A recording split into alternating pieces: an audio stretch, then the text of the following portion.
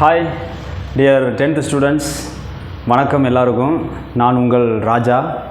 So இன்றைக்கி இந்த வீடியோவில் என்ன பார்க்க போகிறோம் அப்படின்னா 10th இங்கிலீஷ் பப்ளிக் எக்ஸாமினேஷன் அதோடைய பேப்பர் ப்ரெசன்ட் எப்படி பண்ணுறது அப்படின்ற வீடியோ தான் இன்றைக்கி பார்க்க போகிறோம்.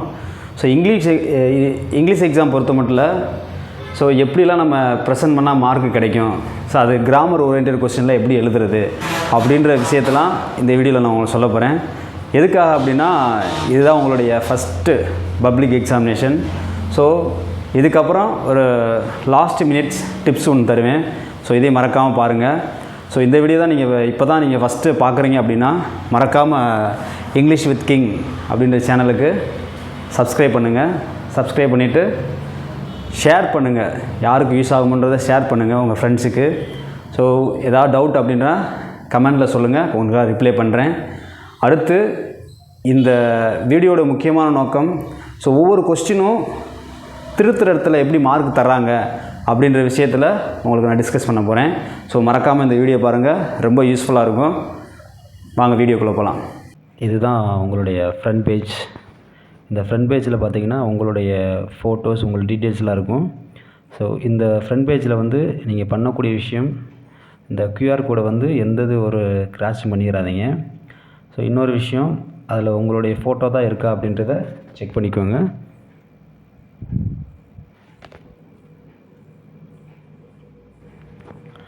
நெக்ஸ்ட் பேஜ் வந்து இது வந்து மார்க் எவாலுவேட் பண்ணக்கூடிய ஒரு பகுதி. இதில் நம்மளுக்கு எந்த ஒர்க்கும் கிடையாது. ஸோ இந்த இதில் ஒரு சின்ன ஒரு அட்வைஸு, ஸோ எப்பயுமே நீங்கள் எக்ஸாம் எழுதும் பொழுது கொஸ்டின் நம்பர் வைஸு கரெக்டாக ஆர்டர் வைஸ் எழுதுங்க. ஸோ இதில் வந்து பார்த்திங்கன்னா அவங்க பேஜ் டோட்டல் போடணும், அப்புறம் பார்த்திங்கன்னா கொஸ்டின் வைஸ் டோட்டல் போடணும். ஸோ அப்படி இருக்கும்போது அவங்களுக்கு வந்து பார்த்துக்கிட்டிங்கன்னா கொஞ்சம் கன்ஃபியூஸ் ஆகும். அந்த கன்ஃபியூஸ் வராமல் பார்த்துக்கோங்க. ஸோ முடிஞ்ச அளவுக்கு கொஸ்டின் நம்பர் வைஸு எழுதிடுங்க.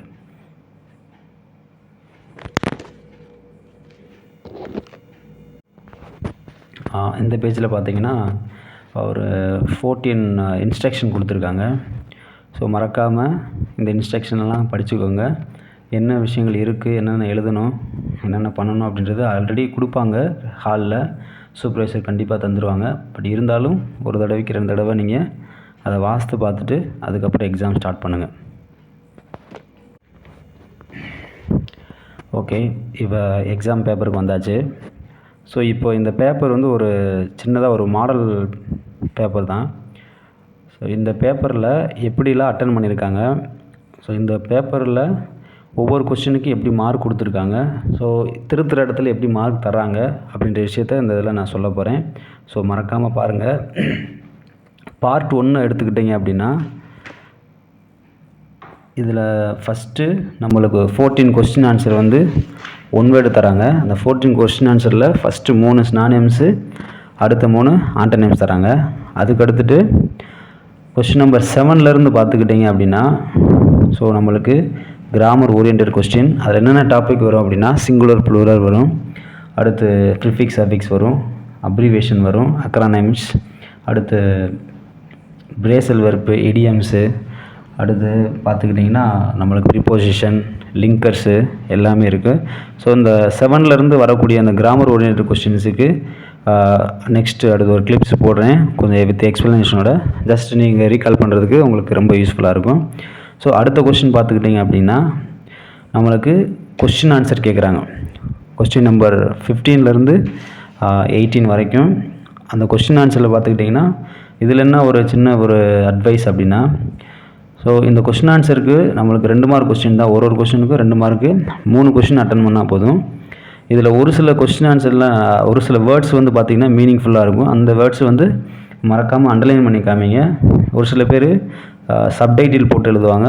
ஸோ அதையும் பண்ணலாம். ஸோ ஒவ்வொரு கொஸ்டினுக்கும் முடிஞ்சதுக்கப்புறம் கீழே டபுள் லைன் கோடு போடுங்க. ஸோ பார்க்குறதுக்கு நீட்டாக இருக்கும், திருத்துறவங்களுக்கு கொஞ்சம் ரொம்ப சிம்பிளாக இருக்கும். சரிங்களா? அதுக்கு அடுத்துட்டு நெக்ஸ்ட்டு கொஸ்டின் நம்பர் 19 to 22 போயத்தோடைய அப்ரிசியேஷன் கொஸ்டின். இங்கே வந்து பார்த்திங்கன்னா ஒவ்வொரு கொஸ்டினுக்கும் ஒரு மார்க் இருக்குது. இதில் AB அப்படின்னு கேட்டிருப்பாங்க. ஸோ இந்த இதில் வந்து நீங்கள் ஒரு சில ஸ்டூடெண்ட்ஸ் கேட்குறாங்க, சார் இந்த போயம் லைன்லேயே ஒரு சில கொஸ்டின்ஸுக்கு வந்து ஆன்சர் இருக்குது சார், அதை மட்டும் போயம் லைனில் இருக்கக்கூடிய ஆன்சர் மட்டும் எழுதுனா போதுமா சார் அப்படின்னா, எல்லா லைனுக்கும் சூட்டபிள் ஆகாது, ஒரு சில லைனுக்கு மட்டும்தான் சூட்டபிள் ஆகும். ஸோ அந்த சூட்டபிள் ஆகிற லைனுக்கு மட்டும் எடுத்து எழுதிட்டு மற்றதெல்லாம் கண்டிப்பான முறையில் நீங்கள் படித்து தான் எழுதணும். ஸோ மறக்காமல் படிச்சிருங்க. ரிப்பீட்டடாக கேட்ட அந்த அப்ரிசியேஷன் கொஸ்டினை மறக்காமல் படித்து எழுதிடுங்க, சரிங்களா?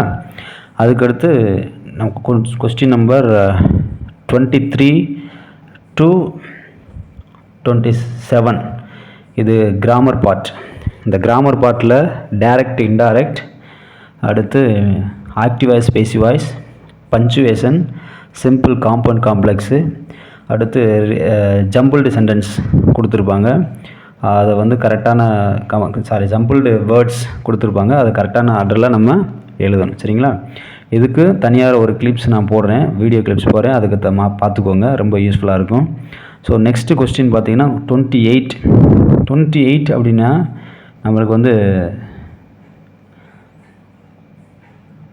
Road map. இந்த ரோடு மேப்பில் கரெக்டான இன்ஸ்ட்ரக்ஷன் கொடுத்தீங்க அப்படின்னா கண்டிப்பாக மார்க் கொடுத்துருவாங்க. ஸோ அந்த கரெக்டான எந்த இடத்துக்கு போகிறது அப்படின்ற விஷயத்த மறக்காமல் நீங்கள் என்ன பண்ணுங்கள், ஸ்பெல்லிங் மிஸ்டேக் இல்லாமல் எழுதிருங்க, சரிங்களா? அந்த டைரக்ஷன் கொடுக்குற டைரக்ஷன் வந்து கரெக்டாக எழுதிருங்க. அடுத்த கொஸ்டின் பார்த்தீங்கன்னா பார்ட் 3, கொஸ்டின் நம்பர் 29 to 32. இது வந்து ப்ரோஸ் பேராகிராஃப். இந்த ப்ரோஸ் பேராகிராஃபில் வந்து பார்த்துக்கிட்டிங்கன்னா அவங்க கேட்குற விஷயங்கள் எப்படி அட்டன் பண்ணியிருக்காங்க, எப்படி மார்க் தராங்க அப்படின்றத பார்த்துக்கிட்டிங்க அப்படின்னா, ஸோ இந்த இதில் எப்படி அட்டன் பண்ணியிருக்காங்க பாருங்கள். கொஸ்டின் நம்பர் 31 கொடுத்துருக்காங்க. இதில் வந்து டைட்டில், தீம், கேரக்டர்ஸ், இதில் வந்து ஃபுல் மார்க் வாங்கலாமா சார் அப்படின்னா வாங்கலாம், ஈஸியாக வாங்கலாம். அவங்க ஒரு குழு கொடுத்துருக்காங்க, என்னென்னா வித்தவுட் மிஸ்டேக்ஸ் இருந்தால் மட்டும்தான் உங்களுக்கு வந்து ஃபுல் மார்க் கிடைக்கிது. ஸோ ஒரு சில ஸ்டூடெண்ட்ஸ் பார்த்திங்கன்னா எஸ்ஏ டைப்பில் எழுதுவாங்க, ஒரு 4 பேஜுக்கு எழுதுவாங்க. ஸோ அந்தளவுக்கு தேவை கிடையாது. அந்த கண்டென்ட்டு கரெக்டாக இருந்துச்சு அப்படின்னா, ஸ்பெல்லிங் மிஸ்டேக் இல்லாமல் இருந்துச்சு அப்படின்னா உங்களுக்கு மார்க் கண்டிப்பான முறையில் தரப்படும். ஸோ மறந்துடாமல் கண்டென்ட் ஒரு 60% தெளிவாக கரெக்டாக இருக்கணும்.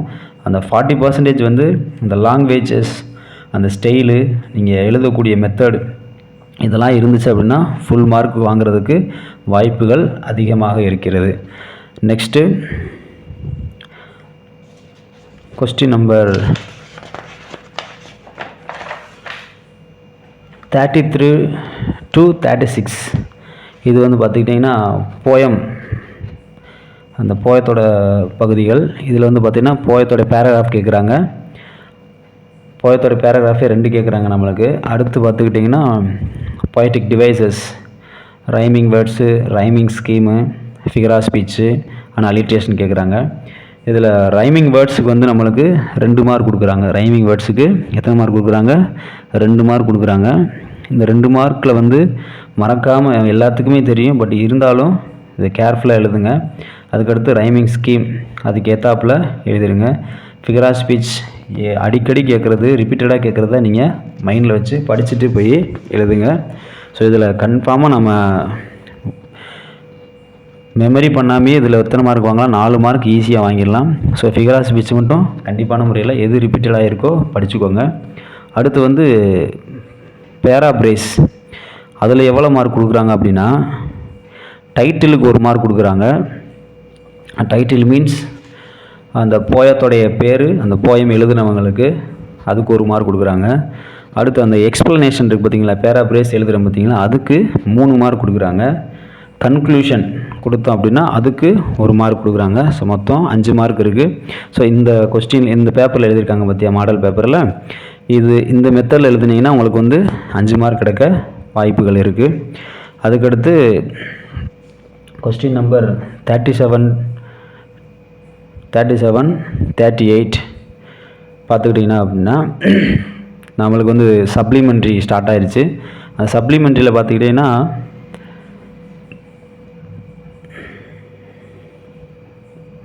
அவங்க ஒன்று ரீஅரேஞ்ச் சென்டென்ஸ் கொடுக்குறாங்க, அதுக்கடுத்து ஒரு காம்ப்ரிஹென்ஷன் கொடுக்குறாங்க.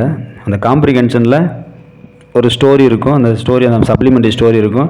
அந்த ஸ்டோரிக்கு பேராகிராஃப் கொடுத்து கீழே ஒரு 5 கொஸ்டின் கேட்டிருப்பாங்க. அந்த 5 கொஸ்டின் கேட்டாப்புல நீங்கள் ஆன்சர் எழுதுனீங்க அப்படின்னா, அதே மாதிரி 37ல் உங்களுக்கு ஆர்டர் கரெக்டாக தெரிஞ்சுன்னா எழுதுங்க.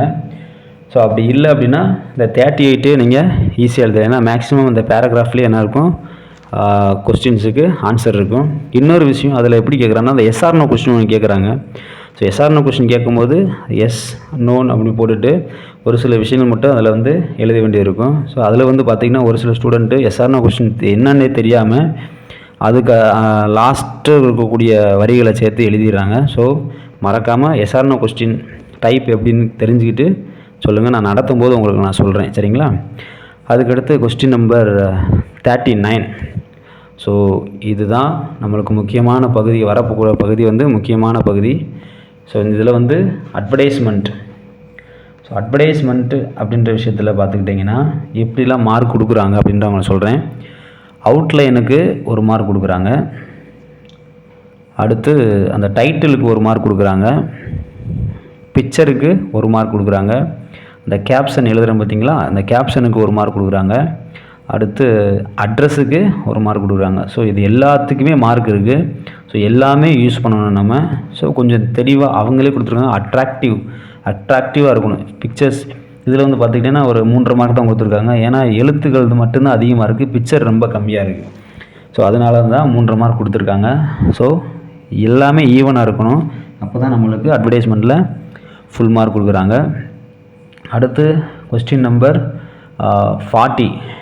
40ல் பார்த்திங்கன்னா நம்மளுக்கு வந்து லெட்டர் ரைட்டிங். அந்த லெட்டர் ரைட்டிங்கில் பார்த்துக்கிட்டிங்கன்னா அதில் எப்படி மார்க் கொடுக்குறாங்கன்னா ஃப்ரம் டு, இப்போ ஃபார்மல் லெட்டர் சார்ந்துருச்சு அப்படின்னா ஃப்ரம் டுக்கு ஒரு மார்க் கொடுக்குறாங்க. அடுத்து டேட்டு அந்த சால்வேஷனுக்கு ஒரு மார்க் கொடுக்குறாங்க.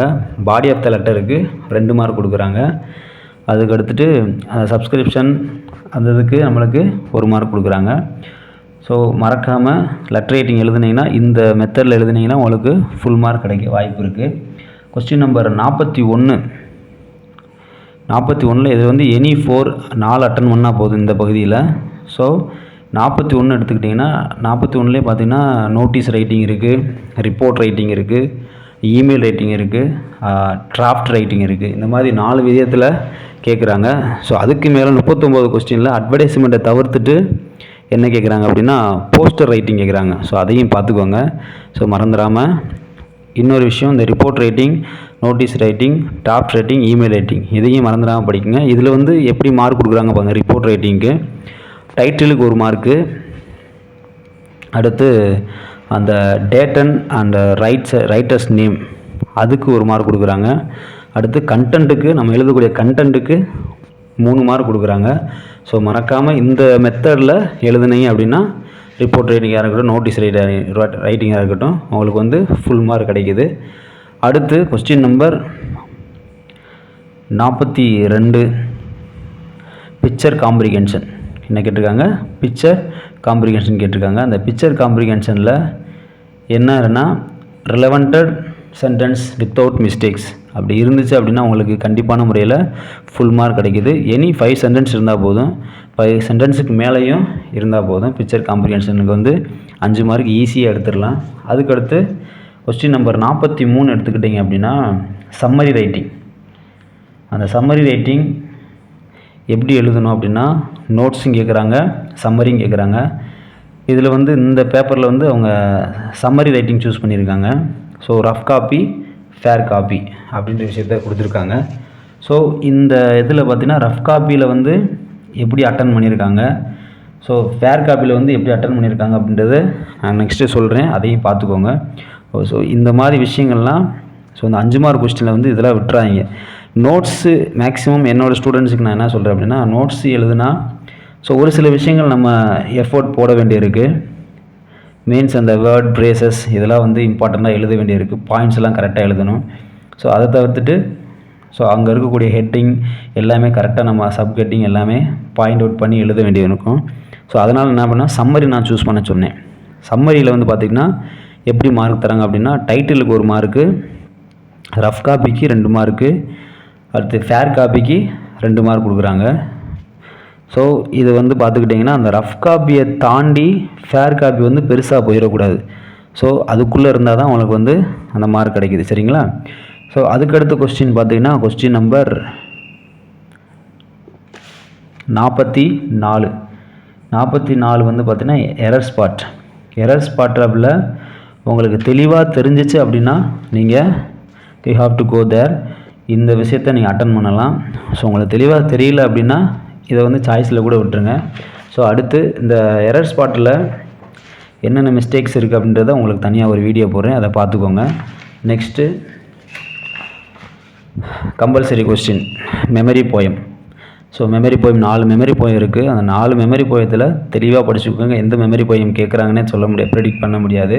ஸோ அந்த 4 மெமரி போயமும் தெளிவாக எந்தெந்த லைன் மெமரி லைனோ அதை ஃபுல்லாக படிச்சுக்கோங்க. ஸோ இதில் வேறு ஒன்றும் இல்லை, ஃபுல் மார்க்கு எடுக்கிறதுக்கு வாய்ப்பு அதிகமாக இருக்குது இந்த இதில். அடுத்து கொஸ்டின் நம்பர் 46 லாஸ்ட் பகுதியில் பார்த்துக்கிட்டிங்கன்னா அந்த 46ல் என்ன கேட்குறாங்க அப்படின்னா சப்ளிமெண்ட்ரி பேராகிராஃப். அவங்க ஒரு கின்ஸ் டெவலப்பிங் மாதிரி கொடுத்துருவாங்க.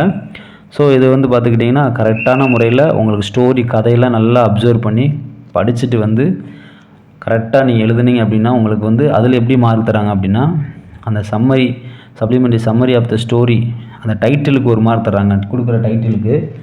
அடுத்து இந்த வித்தவுட் மிஸ்டேக்ஸ் நீங்கள் கரெக்டாக எழுதிருந்தீங்க அப்படின்னா அந்த ஸ்டோரி எழுதிருந்தீங்க அப்படின்னா உங்களுக்கு என்ன பண்ணுறாங்க 6 மார்க் தராங்க. நீங்கள் எழுதக்கூடிய லாஸ்ட்டாக எழுதக்கூடிய மாரலுக்கு ஒரு மார்க் கொடுக்குறாங்க. ஸோ இந்த மெத்தடில் இருந்தீங்கன்னா உங்களுக்கு வந்து ஃபுல் மார்க் கிடைக்கும். 8 மார்க் ஈஸியாக வாங்கிடலாம். அதுக்கடுத்து கொஸ்டின் நம்பர் 47 என்னென்னா நம்மளுக்கு காம்ப்ரிஹென்ஷன் தான். ஸோ அந்த காம்ப்ரிஹென்ஷனில் கொடுத்துருக்கக்கூடிய ஒரு 4 கொஸ்டின் கொடுத்துருப்பாங்க. ஸோ இதில் வந்துட்டு எல்லாத்துக்கும் ஒரு கொஸ்டினுக்கும் 2 மார்க்கு கொடுக்குறாங்க. இந்த 2 மார்க்கும் சாதாரணமாக வாங்க முடியாது. உள்ளே இருக்க கரெக்டான சூட்டபுளான ஆன்சர் கொடுத்தீங்க அப்படின்னா உங்களுக்கு 2 மார்க் கிடைக்க வாய்ப்பு இருக்குது. ஸோ மறக்காமல் மிஸ் பண்ணிடுறாங்க. அதுக்கு ஆல்டர்னேட்டிவாக 47Bயில் ஒரு கொஸ்டின் கேட்குறப்போ ஒரு போயம் கொடுத்துட்டு அந்த போயமில் இருக்கக்கூடிய கொஸ்டின்ஸ் ஆன்சர் கேட்குறாங்க. ஸோ அதையும் நீங்கள் சூஸ் பண்ணி எழுதலாம். ஸோ இவ்வளோ விஷயங்கள் இருக்குது. ஸோ இந்த எக்ஸாமில் எப்படி எழுதியிருக்காங்கன்னு பார்த்துக்கோங்க. ஸோ ஒவ்வொரு பேராகிராஃபும் எவ்வளோ தெளிவாக உங்களால் க்ரியேட்டிவாக எழுத முடியுமோ எழுதலாம். ஸோ அதிகப்படியான பேஜ் போய்க்கிறவனா கண்டென்ட் கரெக்டாக இருந்துச்சு அப்படின்னா 2 பேஜே போதுமானது தான். ஸோ இந்த 8 மார்க் கொஸ்டின்ஸ் நீங்கள் எஸ்ஏ டைப்பில் நீங்கள் கண்டிப்பான முறையில் எழுதிக்கலாம். ஸோ இவ்வளோ விஷயங்கள் இருக்குது. ஸோ இந்த மாடல் பேப்பரில் நீங்கள் எப்படி எழுதியிருக்காங்கன்னு செக் பண்ணிக்கோங்க. சரிங்களா?